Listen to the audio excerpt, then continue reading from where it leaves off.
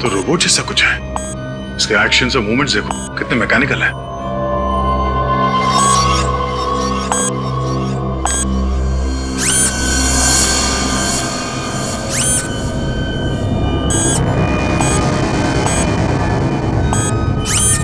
Sir ये यहाँ आए कैसे और इन्हें रोकेंगे कैसे? अभी से तो टेक्निकली रोका जा सकता है। ये क्या है? पूरी नजर रखना इसमें।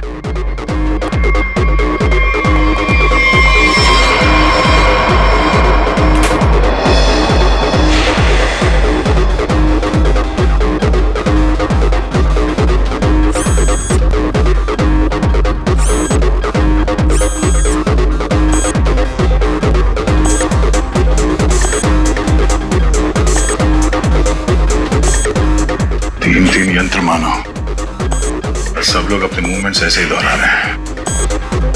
कौन है ये लोग और इन लोगों के साथ ऐसा किसने किया?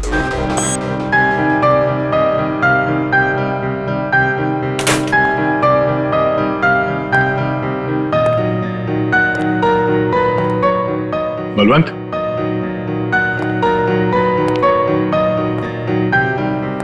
बल्लू,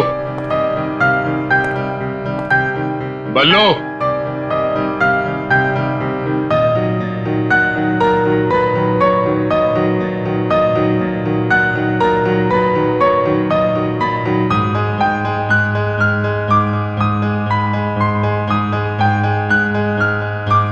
बात नहीं करनी।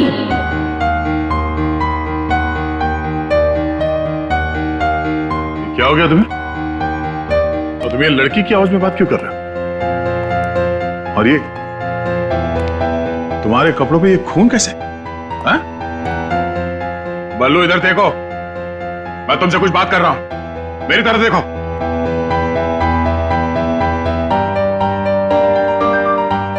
मैंने कहा ना, बात नहीं करनी। पियानो बजाते वक्त मैं किसी से बात नहीं करती। मुझे गुस्सा आता है और फिर मैं सबको मार देती हूँ, मार देती हूँ।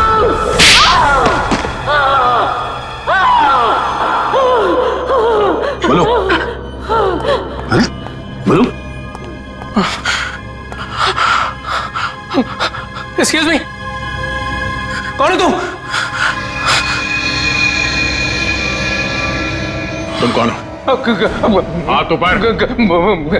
देखिए आप गोली मत चलाना, गोली मत चलाना। ये मेरा ही घर है, आप गोली मत चलाना, मारना मत मुझे आप प्लीज। तुम्हारा घर है ये? हाँ, ये मेरा घर है। क्या खेल खेल रहे हो तुम यहाँ? हाँ? और तुम्हारे घर में ये सब लोग कौन है? शायद ह्यूमन मशीन्स है जो तुम्हारे इशारे पे नाच रहे हैं। क्यों? सर ये क्या कह रहे हैं आप? मैं नहीं जानता सर। मेरी कंसर्न क्या आपको बताता हूँ सर। ये मेरा घर है और यहाँ पर जो है ना सर, मेरी सरिता आंटी और मेरी एक कजिन है ईशा, वो रहती है सर। वो कैसी है वो देखने के लिए आया था सर मैं। That's my only concern. ये कौन है मैं नहीं जानता। आप कौन? सीआईडी। सीआईडी? मेरा नाम आकाश है। मैं सूरत में रहता हूँ सर, और यहाँ पर है ना हर 2-3 महीने में एक बार आता रहता हूँ। सर प्रॉब्लम क्या हुई मैं आपको बताता हूँ। उनका फोन है ना स्विच ऑफ आ रहा था, तो मुझे पता नहीं चल रहा था कि क्या हुआ है। और फिर अब यहाँ पर आकर देखता हूँ तो आपको यहाँ पर ये इसके शर्ट पर खून लगा है। सर मेरी आंटी और ईशा को इसने कुछ किया तो नहीं ना सर? इसने मार तो नहीं डाला ना उन्हें सर?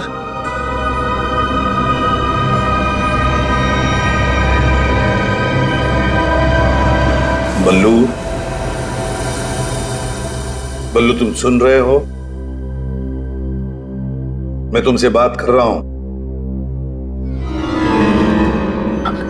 हाँ, अब मुझसे कुछ पूछ रहे हैं?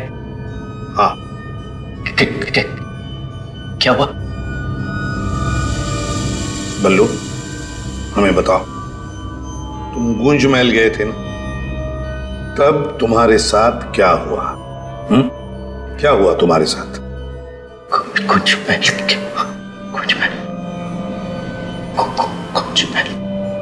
तुम ईशा को म्यूजिक सिखाने गए थे ना वहां पे? वहां पे क्या हुआ था? सरिता और ईशा कहाँ हैं?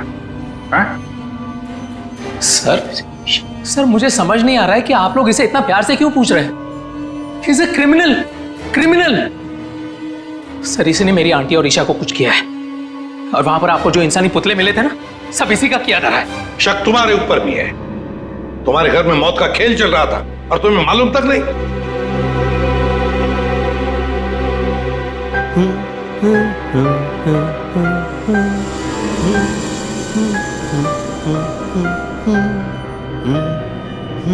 सचिन, वो फोटोग्राफ्स दिखाओ।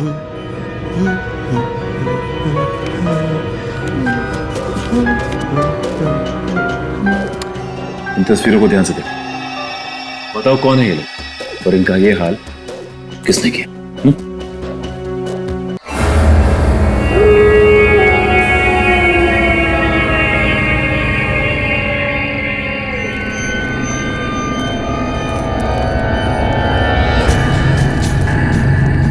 अरे वो देखो, वो घर आने वाला है, उसकी तरफ देखना भी मत। हाँ मैं तो जोर से भाग लूंगा आंखें बंद करके बस। हाँ, और फिर कहीं गिर जाएगा टकरा के। तो फिर मैं करूं क्या? जब भी उस घर की तरफ देखो तो वही एक अजीब सी परछाई डांस करती हुई। चलो चलो। अरे अरे वो देखो, 2 दिन से वो आदमी एक ही जगह पर खड़ा है। अरे वो आदमी नहीं है, आत्मा है, आत्मा। हाँ, लगता है आत्मा अटक गई है। लेकिन ये है कौन? ये यहाँ तो वो बुढ़िया रहती थी, वो आजकल दिखाई नहीं देती। शायद मर गई है या कहीं गायब हो गई है। अरे तो फिर यार रह कौन रहा है? उसकी तो एक भतीजी भी थी। अरे हाँ, दोनों यही रहती थी। अब दोनों की दोनों गायब है, लेकिन कहाँ? पकड़ो यार, आज मैं देख के ही आता हूँ क्या है। क्या? आ रहा हूँ। समर प्लीज, पागल हो गया क्या? समर अरे रुको ना, मैं आ रहा हूँ। यहाँ जा मत। प्लीज रुको, मैं आ रहा हूँ। ओके। क्या कर रहा है तू? इसको ना कुछ ज्यादा हीरो बनने की आदत है। समर प्लीज मत जाओ। Summer summer summer summer.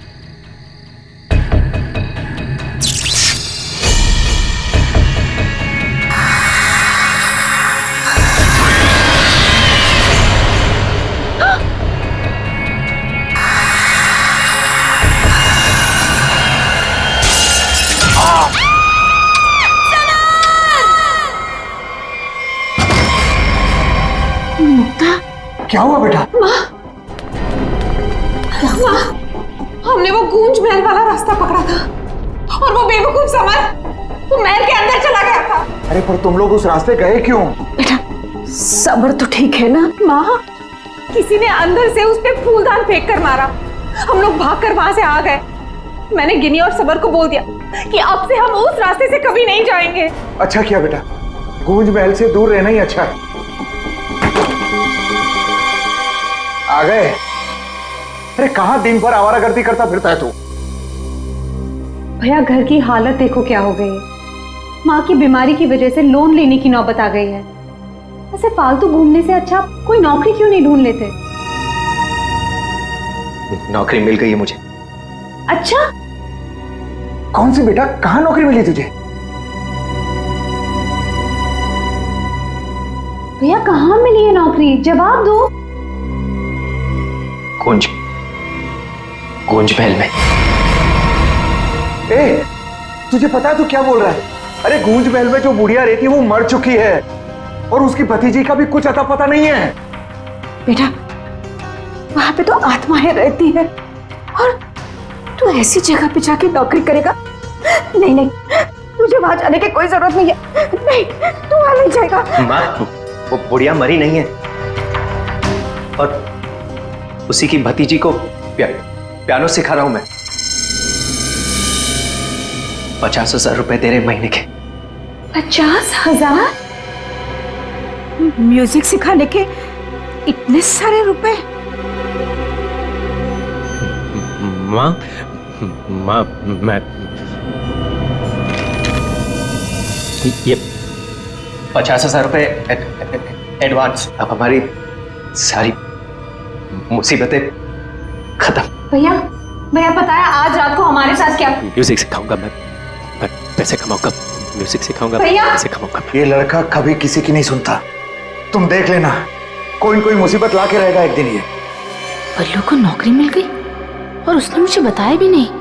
और ये ऐसे अजीब से बर्ताव क्यों कर रहा है? वो देखो, देखो कैसे कैसे अपने आप से बातें कर रहा है। पता नहीं किससे बातें करते रहता है। बल्लू, बल्लू। हाँ हाँ हाँ, मुझे जाना होगा समर। बल्लू, हमारी बात तो सुनो। मुझे काम के लिए लेट हो रहा है। गूंज महल में मेरा इंतजार हो रहा है। बल्लू, बल्लू, मेरी बात सुनो, वहां मत जाओ। मैं नहीं जानता कि तुम क्या कर रहे हो, लेकिन वहां जान का खतरा है। ये देखो मेरे साथ क्या हुआ है।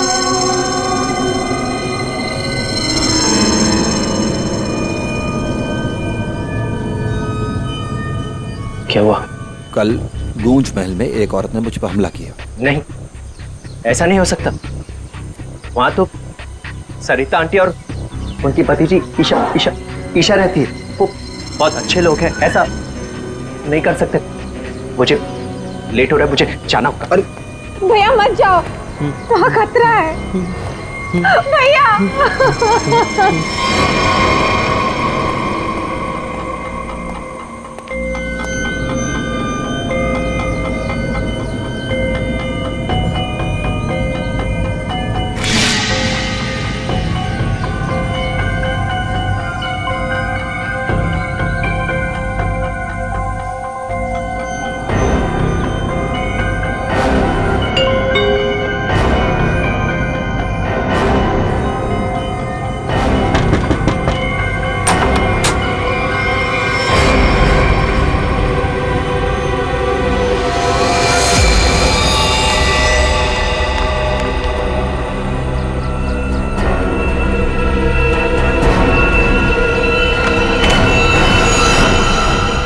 मैंने तो इस लड़के से सारी उम्मीद ही छोड़ दी है।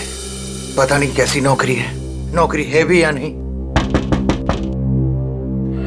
देख, मेरा बेटा आया होगा, देख तो।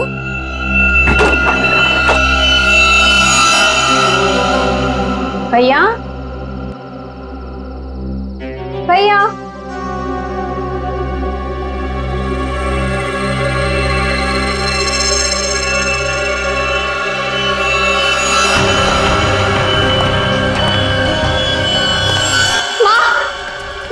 बल्लू का टिफिन छोड़कर चला गया। मेरे बल्लू को कुछ हुआ तो नहीं ना? अब क्या हुआ? बेटा, ये क्या है? कौन? जल्दी खोलो।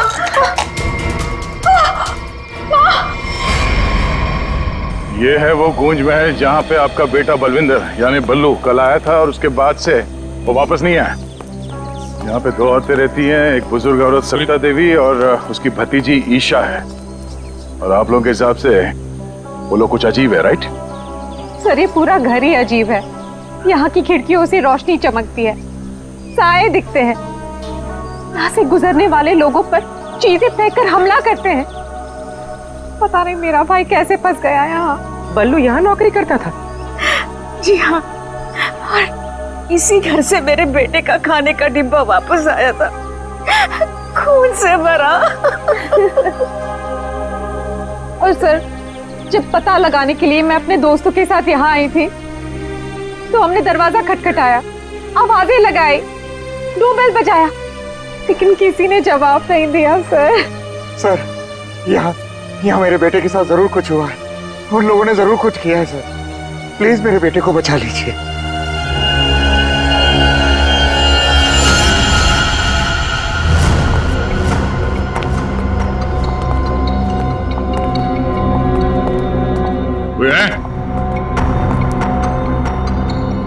क्या तो कोई दिख नहीं रहा? आत्मा कहां दिखाई देती है सर, सीधी अटैक करती है। सर, यहाँ पर बल्लू, सरिता और ईशा, इनमें से कोई होना ही चाहिए। सरिता जी हैं भी या नहीं किसी को कुछ नहीं पता सर। लोग तो यहाँ तक कह रहे हैं कि सरिता जी की मौत हो चुकी है। यहाँ हुआ तो है कुछ।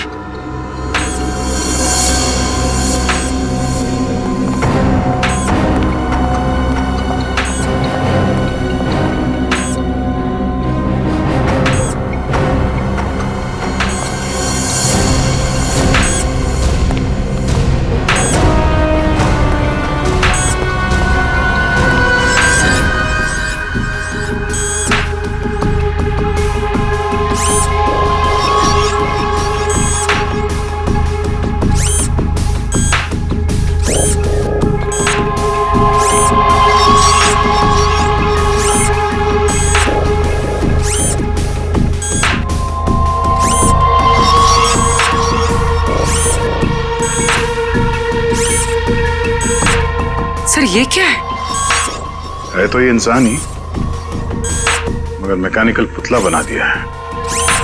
खुद ताली बजा रहा है।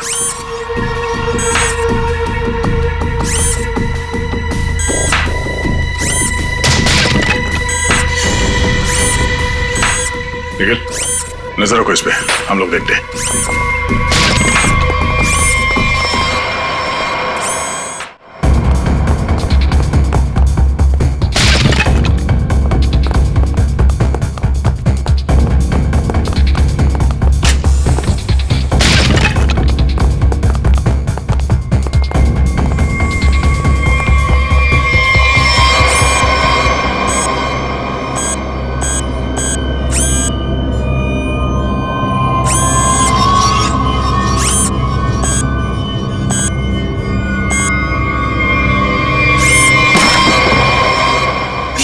ये क्या है? ये तो रोबोट जैसा कुछ है। इसके एक्शंस और मूवमेंट्स देखो कितने मैकेनिकल है।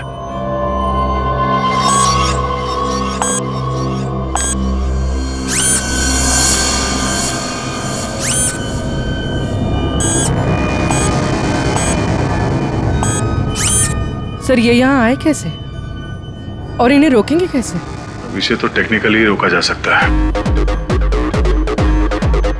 ये क्या है?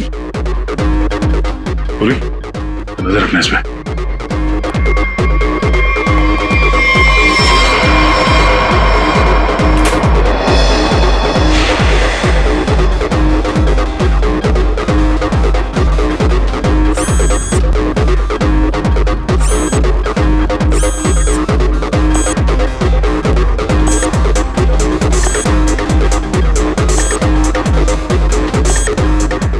तीन यंत्र मानो, सब लोग अपने मूवमेंट्स ऐसे ही दोहरा रहे हैं। कौन है ये लोग और इन लोगों के साथ ऐसा किसने किया?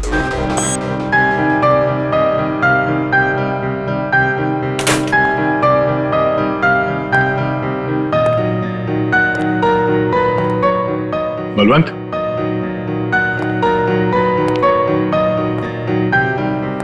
बल्लू, बल्लू,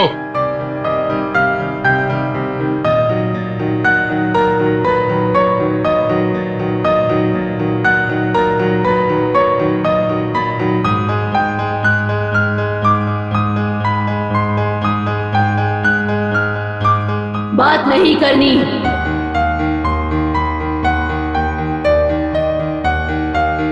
क्या हो गया तुम्हें? और तुम ये लड़की की आवाज में बात क्यों कर रहे हो? और ये तुम्हारे कपड़ों पे ये खून कैसे? हाँ? बल्लू इधर देखो, मैं तुमसे कुछ बात कर रहा हूं, मेरी तरफ देखो।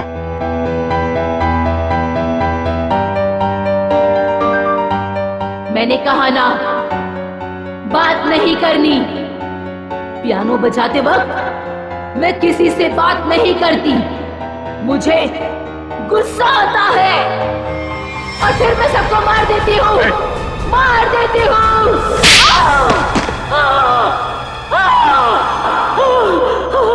बोलो, अरे बोलो। एक्सक्यूज मी, कौन है तुम? तुम कौन हो? हाथ ऊपर। देखिए आप गोली मत चलाना, गोली मत चलाना। ये मेरा ही घर है, आप गोली मत चलाना, मारना मत मुझे आप प्लीज। तुम्हारा घर है ये? हाँ, ये मेरा घर है। क्या खेल खेल रहे हो तुम यहाँ? हाँ? और तुम्हारे घर में ये सब लोग कौन है? शायद ह्यूमन मशीन्स हैं जो तुम्हारे इशारे पे नाच रहे हैं। क्यों? सर ये क्या कह रहे हैं आप? मैं नहीं जानता सर मेरी कंसर्न क्या आपको बताता हूँ सर। ये मेरा घर है और यहाँ पर जो है ना सर, मेरी सरिता आंटी और मेरी एक कजिन है ईशा, वो रहती है सर।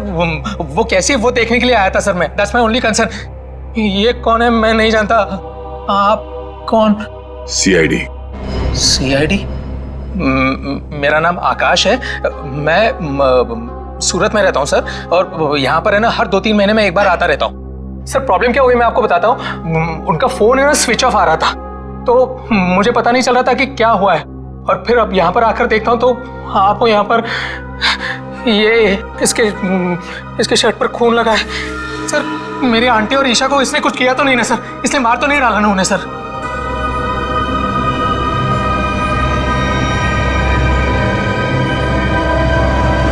बल्लू, बल्लू तुम सुन रहे हो? मैं तुमसे बात कर रहा हूं। हाँ, अब मुझसे कुछ पूछ रहे हैं? हाँ। क्या हुआ?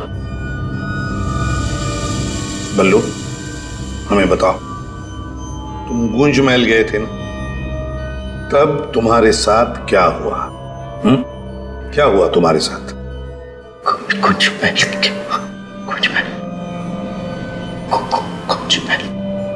तुम ईशा को म्यूजिक सिखाने गए थे ना वहां पे? वहां पे क्या हुआ था? सरिता और ईशा कहाँ हैं? सर मुझे समझ नहीं आ रहा है कि आप लोग इसे इतना प्यार से क्यों पूछ रहे हैं? He's a criminal। सर इसी ने मेरी आंटी और ईशा को कुछ किया है, और वहां पर आपको जो इंसानी पुतले मिले थे ना, सब इसी का किया जा रहा है। शक तुम्हारे ऊपर भी है। तुम्हारे घर में मौत का खेल चल रहा था और तुम्हें मालूम तक नहीं।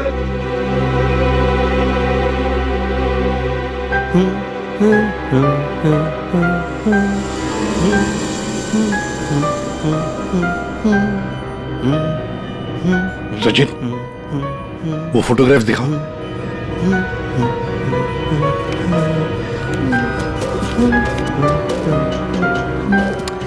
इन तस्वीरों को ध्यान से देखो। बताओ कौन है ये लोग और इनका ये हाल किसने किया?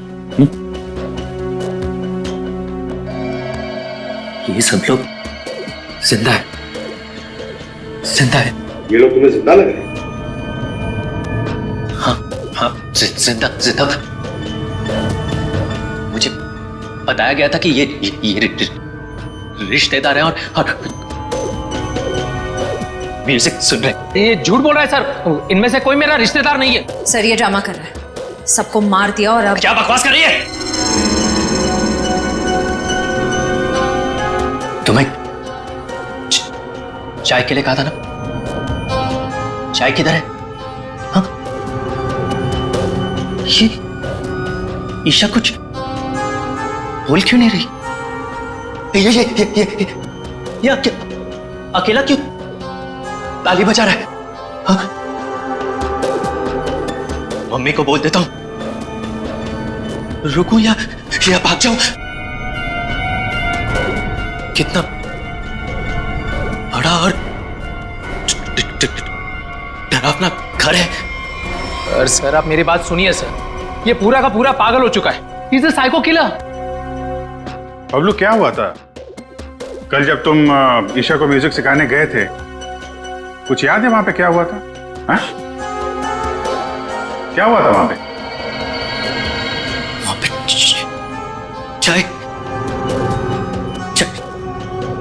चाय पिलाई थी उसने। हाँ बराबर। चाय। तो फिर ईशा कहाँ गई?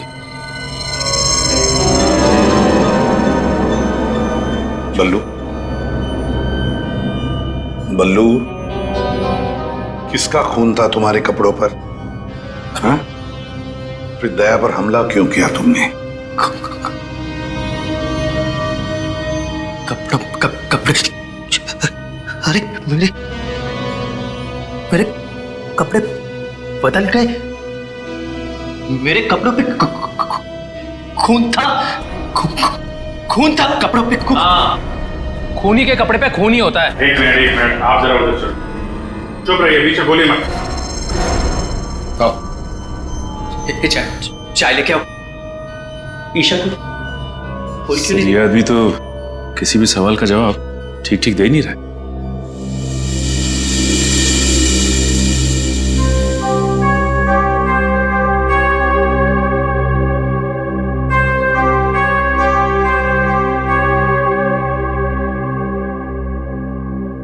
अभिजीत, इस बल्लू की मेडिकल जांच करवाते हैं, पता तो चले ड्रामा कर रहा है या वाकई इसके दिमाग के साथ कोई प्रॉब्लम है।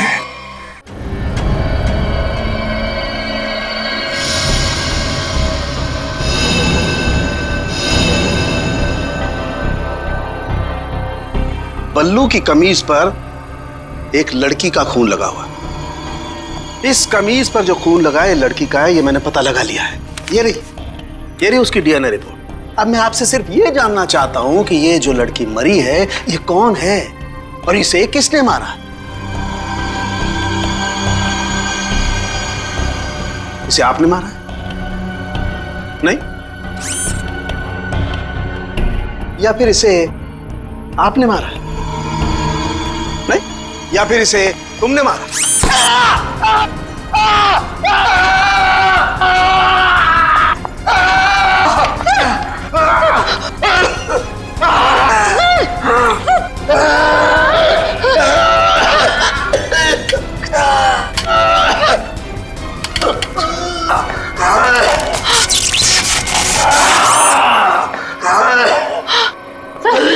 सर ठीक हो?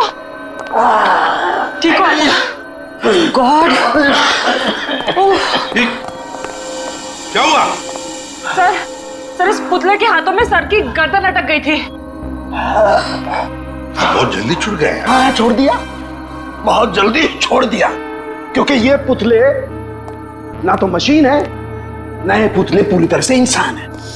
तो फिर ये कि ये टैक्सीडर्मी और रोबोटिक का मिला जुला रूप है। सर ये टैक्सीडर्मी और रोबोटिक्स क्या होता है? पंकज, टैक्सीडर्मी एक कला है जिसमें जानवरों की खाल को एक खास किस्म के केमिकल में प्रिजर्व करके उनमें भूसा भर करके उनको एक आकार दिया जाता है। इन तीनों के साथ भी ऐसा ही किया गया है। इंसान की खाल को केमिकल में प्रिजर्व करके लकड़ी के पुतलों पर चढ़ाया गया है। लेकिन सर ये सब करना तो गैर कानूनी। उन्हीं गैर कानूनी काम ही तो करता है। यार सालुंखे, ये इंसान तो नहीं है, फिर भी ये ताली कैसे बजाते हैं, हमला कैसे करते हैं? इन तीनों के दिमाग में एक मशीन फिट कर दी गई है। इसका कंट्रोल खूनी के हाथ में है और खूनी ने उस मशीन के जरिए इनके चारों तरफ एक खास घेरा निश्चित कर दिया है। कोई भी इंसान उस घेरे के अंदर आकर के कोई मूवमेंट करता है, ये चालू हो जाते हैं, अपना काम करने लगते हैं। एक्टिव हम लोग भी तो आसपास घूम रहे हैं डॉक्टर साहब। नहीं, इन तीनों की मशीन को मैंने डीएक्टिवेट कर दिया था। वहां उस पीछे वाले में कुछ गलती रह गई अब बॉस, और ये एक्टिविटी इनकी मेमोरी में पहले से फिट है। और इतना ही नहीं बॉस, इनके अंदर और भी बहुत कुछ है। आओ दिखाता हूं। ये देखो, लकड़ी का बुरादा, कॉटन और उसके ऊपर इंसान की चमड़ी। बनाने वाले ने तो बना दिया बॉस, लेकिन वो भूल गया कि इंसान की चमड़ी में और जानवर की चमड़ी में एक खास फर्क होता है। इंसान की चमड़ी जानवर जैसी मोटी नहीं होती है, इसीलिए उसे कितना भी केमिकली ट्रीट कर लो, कितना भी केमिकल में डाल लो, वो इंसान की चमड़ी जैसी नहीं रह सकती है। इसीलिए इनकी चमड़ी जो है जगह जगह से सिली हुई। फिर भी टिक नहीं रही है। और दूसरी बात, ये सारी चमड़ियां ज्यादा पुरानी नहीं है, बस कुछ ही दिन पहले इन्हें मारकर निकाला गया है। पर उस घर का तो कोना कोना छान मारा गया था, एक भी ऐसी लाश नहीं मिली जिसकी खाल उधेड़ दी गई हो। वो कहीं और बनाता है ये ह्यूमनॉइड, अपने घर पर नहीं। तीनों की कोई मिसिंग रिपोर्ट नहीं है, कोई आईडी वगैरह नहीं मिली। है कौन ये लोग? तारिका जी, ये जो कपड़े पहने थे इन लोगों ने, उनसे कुछ पता चला आपको? कुछ खास नहीं, तीनों के कपड़े से बस एक लेबल मिला है, किसी टीएल टेलर का लेबल है। TL Taylor?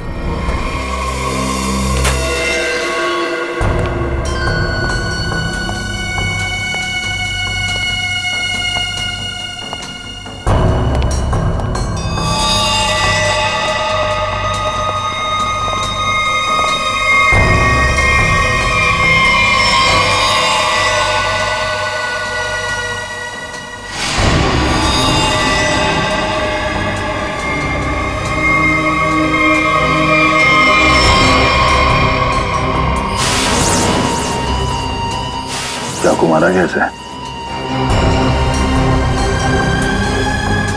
कई बार मारा था। सर बल्लू के कपड़े पे जो खून के छिटे थे कहीं इस लड़की के तो नहीं? ये तो बल्लू ही बताएगा। मुंजी, असली बात यह है कि गूंज महल में से एक लाश मिली हमें, एक लड़की की लाश। ये है वो लड़की। क्या आप जानते हैं इसे?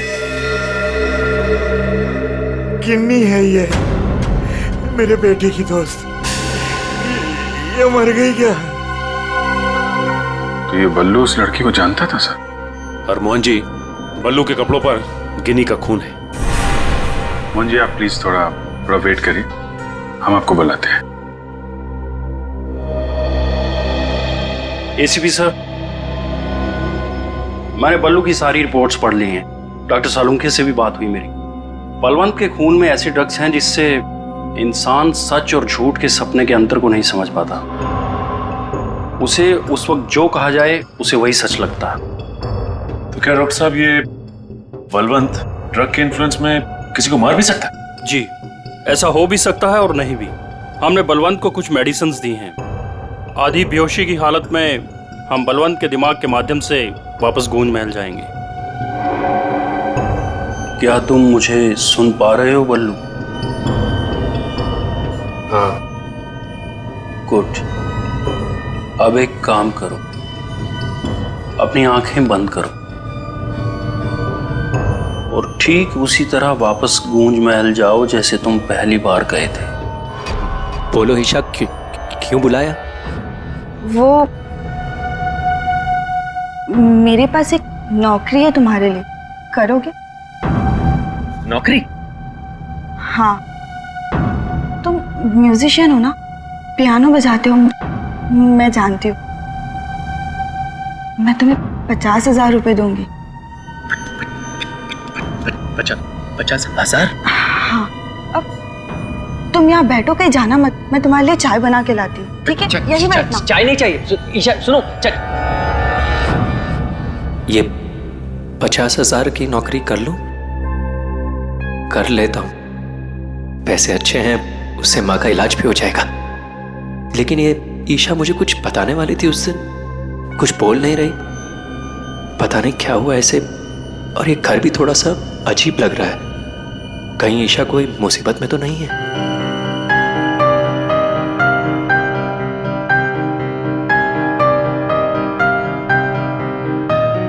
शायद यही ईशा की आंटी है, Sarita ji. Excuse me ma'am. Hello. अच्छी ट्यून है।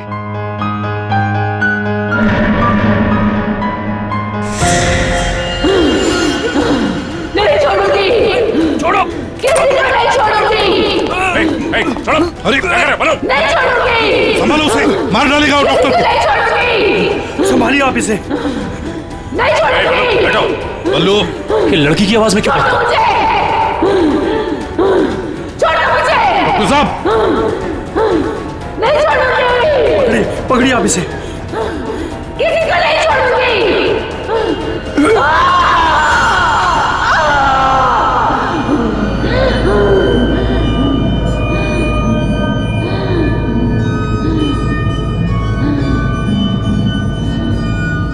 नहीं छोड़ूंगी, अब किसी को नहीं छोड़ूंगी।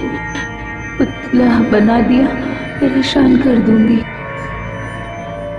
बची हुई बॉडीज मछलियों को खिला दूंगी।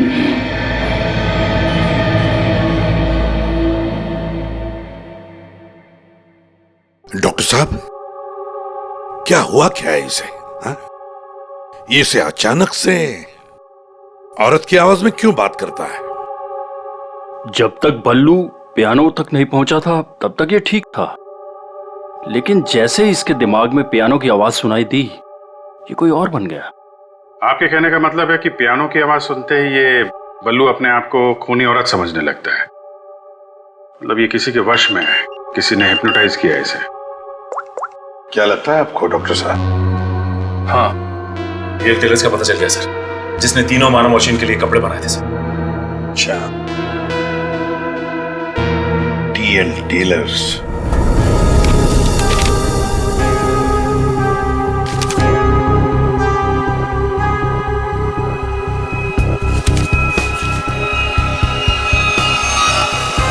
साहब जी। हाँ अभी आया। देखिए सर, ये ऑर्डर एलपी प्रोडक्शन का है।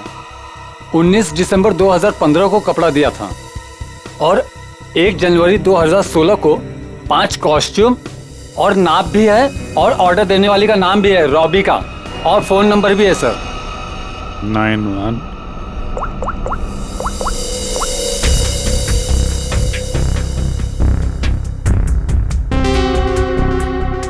सर फोन बंद है। कोई बात नहीं, इस फोन की लास्ट लोकेशन ट्रेस करो और कुंडली निकालो इस रॉबिका की। सर।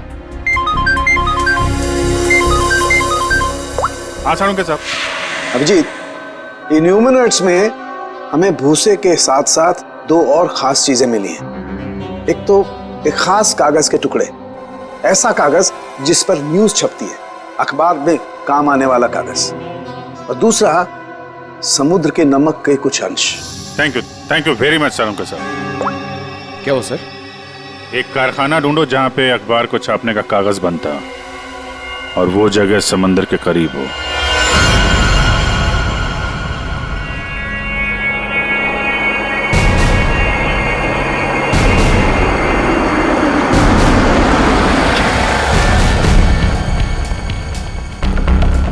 समंदर के किनारे पेपर मिल, और वो भी बंद पड़ी हुई।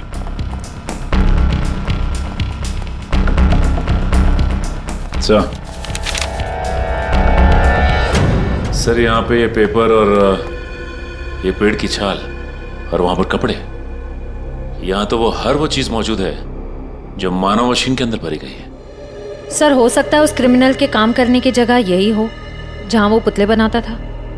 क्या पता वो अभी भी कहीं आसपास ही हो। मगर वो जगह कहाँ है? यहाँ तो सिर्फ पुतले में भरने का सामान है ना। वो टैक्सी डमी की जगह और वो रोबोट बनाने की जगह, वो कहाँ है? पुतलों में भरने का सामान यहाँ है तो वो जगह भी यहीं कहीं होगी। ढूंढो।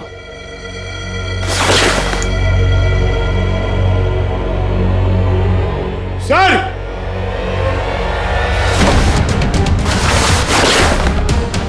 सर! माय गॉड,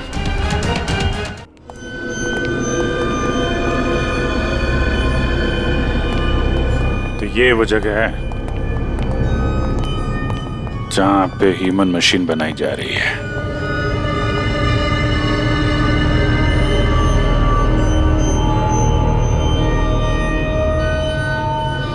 ये देखो,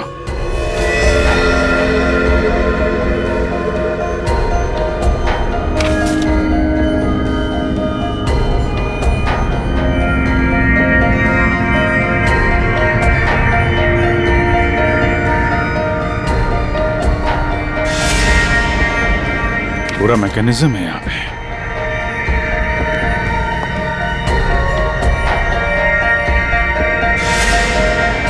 सर! हाँ? सरिता जी का रोबो। Oh no.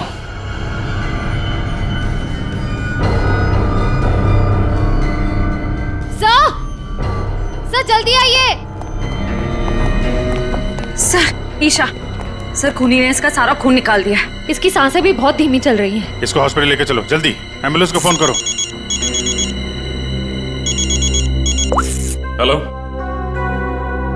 सरिता को तो उसने रोबोट बना दिया, अब इसका भी वो हल करने वाला था। सर, रोबिका की लोकेशन का पता चल गया। आज तो हद हो गई। कब से वैनिटी में इंतजार कर रही हूँ। कोई मुझे सीन समझाएगा या फिर मैं पैकअप अनाउंस कर दूं। काजल, काजल कहाँ हो तुम? नहीं चाहिए मुझे काजल। सॉरी रोबिका मैडम, एक्चुअली वो स्क्रिप्ट में थोड़ा सा चेंज हुआ है। व्हाट? सीन में चेंज हुआ है? लास्ट मिनट में डायलॉग्स कैसे याद करूंगी? एनीवे, स्क्रिप्ट दो। मैम, एक्चुअली जो सीन होने वाला है ना, वो स्क्रिप्ट आपके को स्टार के पास है। How can you do this? तुमने स्क्रिप्ट मुझसे पहले को स्टार को दे दी। तुम जानती हो ना मैं कौन हूँ। शो क्विट कर दूंगी 1 मिनट में। टीआरपी नीचे और शो बंद। बोलो, क्विट करूं? एनीवे, कहाँ है वो को स्टार? मैम वहाँ वहाँ आपका नया को स्टार आपका वेट कर रहा है। ओके, अभी मजा चखाती हूँ उसको।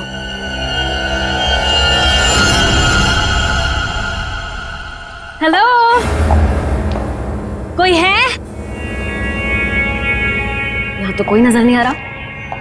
हेलो, कोई है यहाँ पर? हेलो, हेलो, कोई है? पता नहीं ये काजल भी ना यहाँ क्यों भेज दिया मुझे।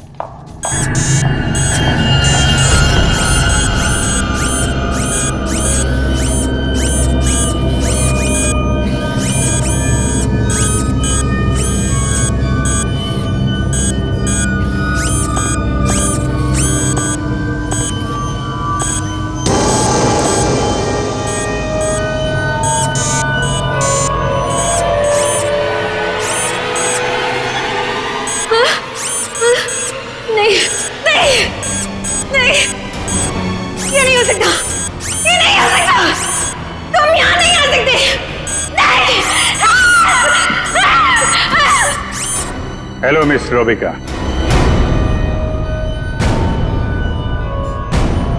कौन हो तुम सब? और ये सब नाटक क्या है? हमें छोड़िए, आप ये बताइए कि आपने ऐसा क्यों कहा कि ये यहां नहीं आ सकते? आप जानती हैं ना? वो मैं डर गई थी, इसीलिए मेरे मुंह से कुछ भी निकल गया। सच बोलिए, सीआईडी से हम लोग। सीआईडी? जी हाँ। इन मशीनी मानव के पीछे क्या कहानी है? कौन है वो 3 लोग जिन्हें तुमने इस हालत में पहुंचा दिया? ईशा और सरिता के साथ क्यों किया तुमने ऐसा? मैं सामने जरूर हूं, लेकिन इसके पीछे दिमाग किसी और का है। किसका है? लेकिन सर, आपने हम सबको यहाँ क्यों बुलाया है? हाँ सर, मेरी समझ में ये नहीं आ रहा है कि आप लोग किस किस को पकड़ेंगे। कभी बल्लू पर शक, कभी हम लोगों से पूछताछ। आखिर आप लोग चाहते क्या है ना? कुछ तो बताइए सर, ये सब किसने किया है? सारे सवालों का जवाब मिल जाएगा, लेकिन यहाँ आप लोगों को बुलाया है एक कहानी सुनाने के लिए। कहानी? जी हाँ, कहानी। कहानी एक इंसान की जिसका दिमाग बड़ा शातिर था। उसके दिमाग में एक प्लान पल रहा था, लोगों को मारना, फिर रोबोटिक्स और टैक्सीडर्मी के जरिए उन्हें वापस जिंदा करना। और ऐसे में वो मिला एक खूबसूरत लड़की से, जिसकी एक बेरहम आंटी थी जो उसे बहुत तंग कर रही थी। उस लड़के के दिमाग में एक आइडिया है। उसने उन दोनों को एक बहुत बड़े कोठी में शिफ्ट करवा दिया।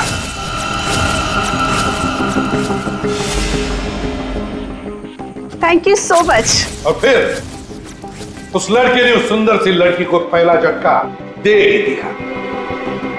उसने उस लड़की की आंटी को मार डाला इसी घर में। इस तरह लड़की की आंटी बन गई इस लड़के का पहला कामयाब आविष्कार। उसके बाद में उसने कुछ लोगों को और भी अपने एक्सपेरिमेंट का निशाना बना दिया। और हैरानी की बात यह है कि वो सब उसके वो दोस्त और कलीग्स थे जो उसके साथ विदेश में काम करते थे। अब हुआ ये कि ये लड़की इस लड़के से बहुत डरने लगी और फिर उससे बचने के लिए उसने अपने और एक दोस्त की मदद मांगी। ऐसे रो मत, मैं हेल्प करूंगा तुम्हारी। तुम बताओ क्या करना है। और जब खूनी को यह बात पता चली तो बहुत भड़क गया। प्लीज मुझे मत मारो, मुझे छोड़ दो प्लीज। उसने उस लड़की को कैद कर लिया और उसके दोस्त को बेवकूफ बनाया। उसने उसे ये एहसास दिलाया कि ये सब कुछ जो हो रहा है वो उसी की वजह से हो रहा है। तो तुम जैसा बोलोगे मैं वैसा करूंगी, प्लीज मुझे जाने दो। और उस बेचारी लड़की ने अपने मददगार दोस्त के चाय में ड्रग मिलाकर उसे हिप्नोटाइज करना शुरू कर दिया। मैं जैसा बोलूंगी तुम वैसा ही करोगे, मेरी हर बात मानोगे तुम, है ना? दिलचस्प कहानी। सर ये कहानी तो इस घर की और बल्लू की है। हाँ, सरिता, ईशा और उस खूनी की कहानी है ये। लेकिन सर वो खूनी कौन है?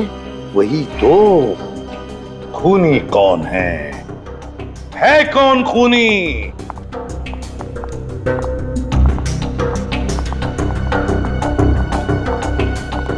कहां फंसा दिया तुमने मुझे?